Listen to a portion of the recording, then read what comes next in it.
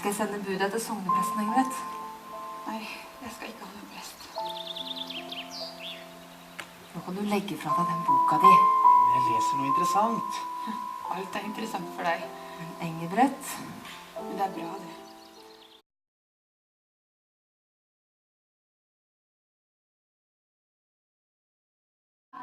Han reiste opp til Fredriksten og leide flere hundre mann. Og visstnok var de slaver, ja, men de jobbet gjerne for han.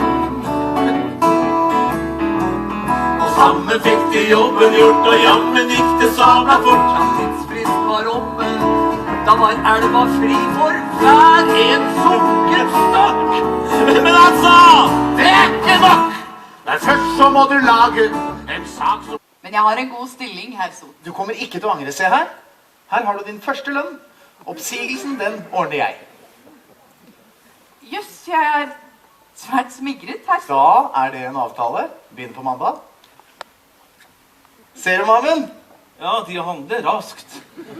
Vokten for slike hastigheter når du skal... Spesielle Inger Marie. Se på den, du. Ikke den fin? Du ser fornøyd ut. Ja, Ja, det gikk bra. det gikk akkurat som det skulle. Ja, så de ville ha deg. Selvfølgelig ville de det. Hvem vil ha deg? Store, mektige herren i Saugbrugsforeningen. Men de kan ikke få deg. Å? Du er min. Ja, det er jeg.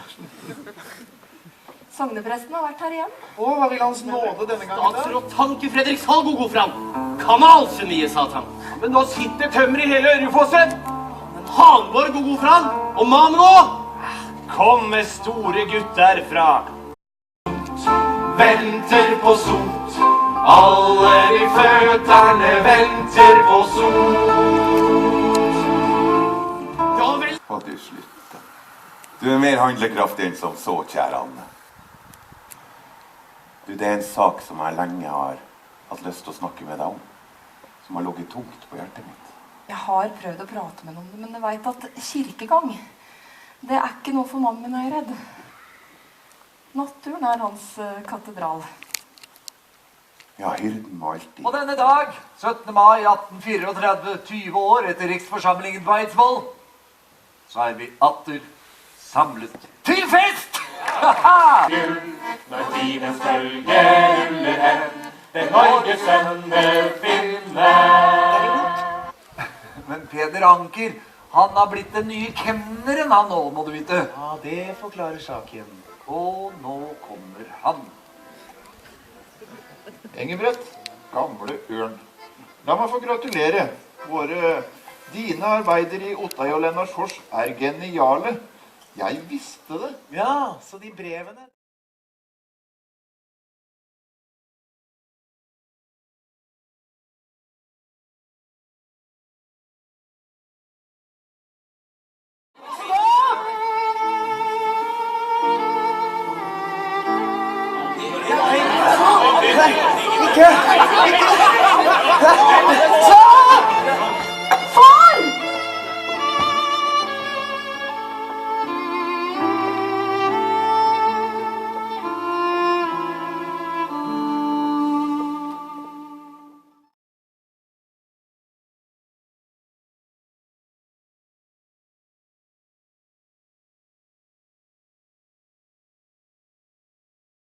bratte brekkebakker forut, og de bakkene hadde nok ikke noe lyst på.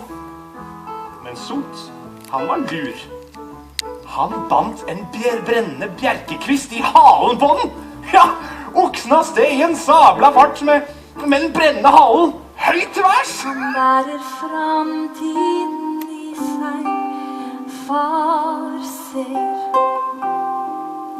Og jeg ser at han er sliten, far ser.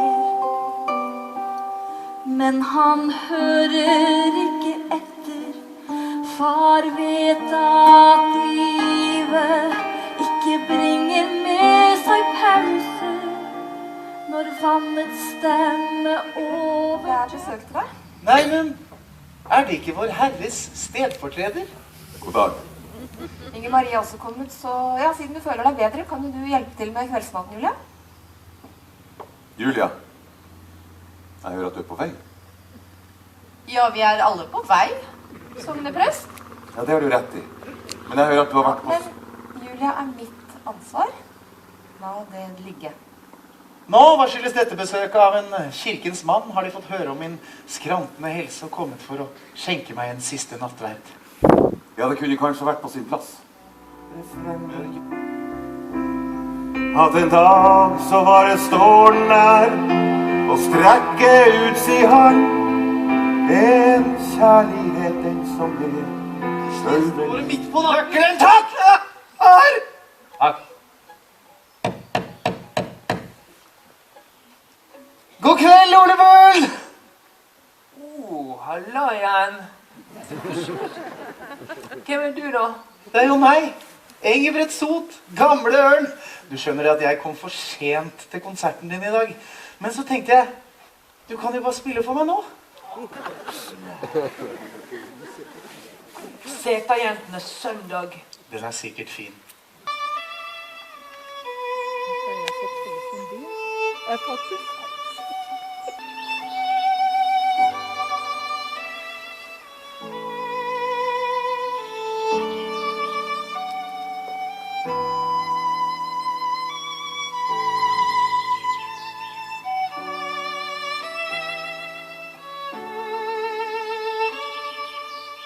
En til.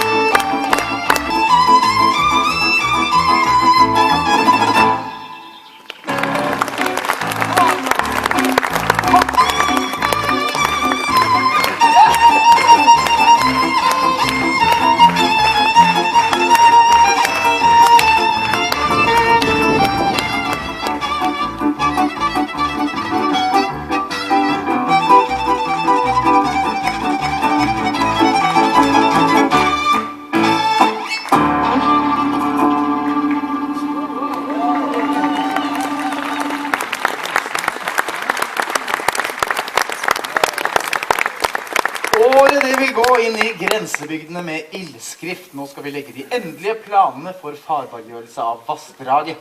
Ja, nå må vi få ordne på pengene i grensebygdene. Penger? Hva er forresten penger her i distriktet? Ja, øbber. Og mørkt. Og en sik. Ja, vi fisker mennesker. Her er det ingen som har druknet, altså.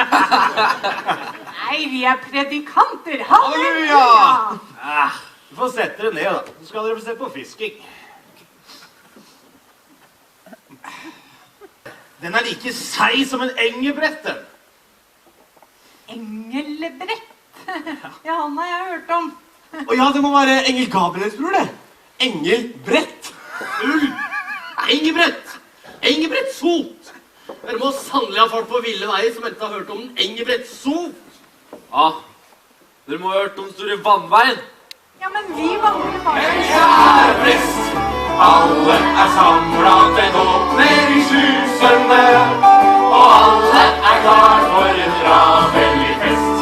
Skål, skål, skål, skål, skål for alle som ga slusene navn.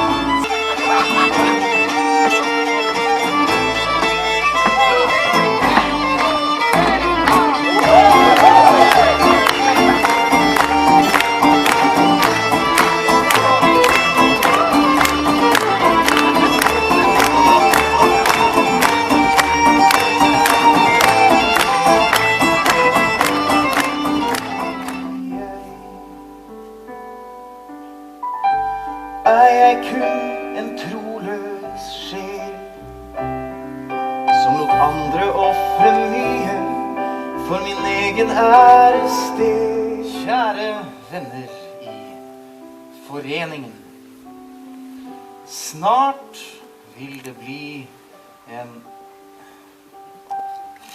Julia! Julia! Kom og hjelp meg, det er viktig. Julia... Hvor er Julia? Beklager, Ersot, men hun arbeider ikke her lenger. Send bud på henne og si at det haster. Beklager, Ersot, men jeg vet ikke. Send bud på henne. Ja, men jeg tror hun har flyttet til Sverige og... Fordømt! Skifterettsforhandlingen av Monsen-saken er avsluttet. Vet du, nå krever det hespetre Kristine Monsen nye takst av eventuelle skader. Jeg skal gi deg skader, jeg. Kristine, hun er et lunefullt og fyrig vesen, har blitt behandlet helt feil den saken der. Lunefull og fyrig?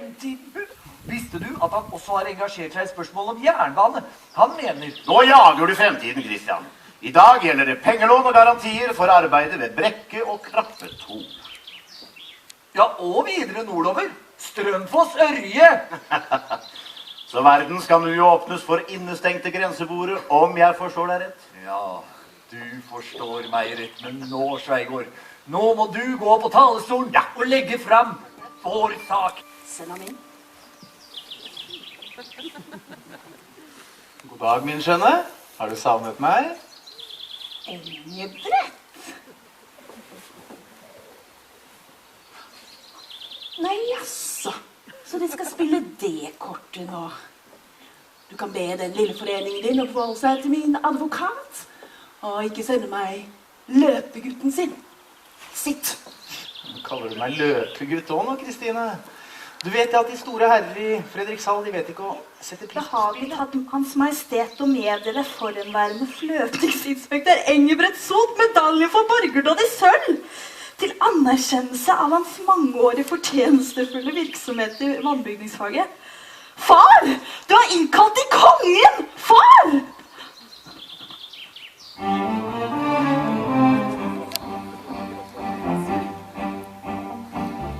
Mamma vann, mamma stein, mamma blod, mamma bein. Syng i solskinn, står i regn. Mamma vann, mamma stein. Mamma stolthet, mamma skam. Edle dråper, billig dram. Fra dype stoler til nedskytt tram. Mamma stolthet, mamma skam. Rosentorv og kampesten. Materialer skapt av naturen for evigheten. Hva er det du sier nå? Mitt livsverk. Nå får dere fullføre det. Å nei, du får ikke kaste inn årene før verket er fullført. Neste år står Strømsfoss og Ørje ferdig. Hvilken feiring det skal bli. Da er mitt livsverk til ende. Anne!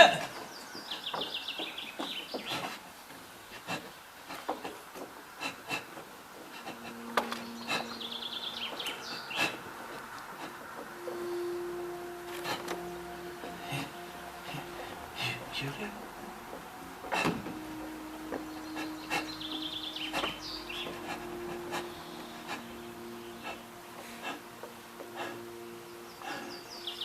Så ligger jeg her til slutt.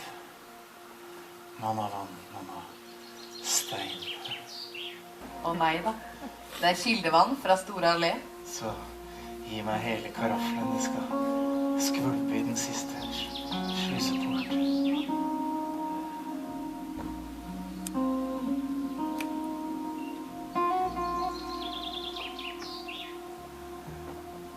Jeg dør ikke før Inger Marie kommer.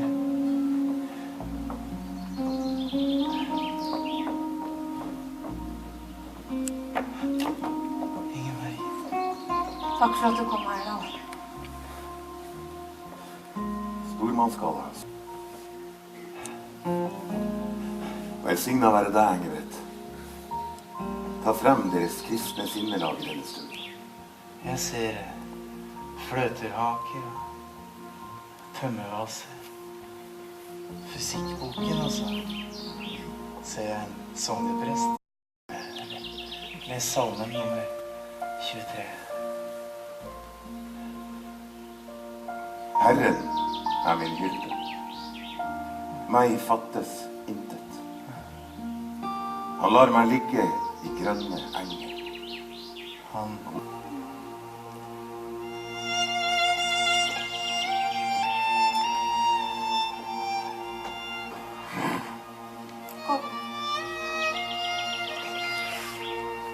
Jeg kan ikke la meg dra alene. Marie? Maria.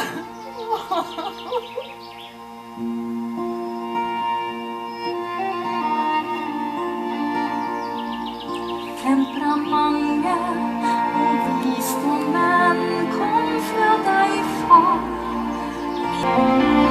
Da var du død, og der flammen var stor. Din siste reise blir det andre som rår. Ja, på vår siste reise blir det andre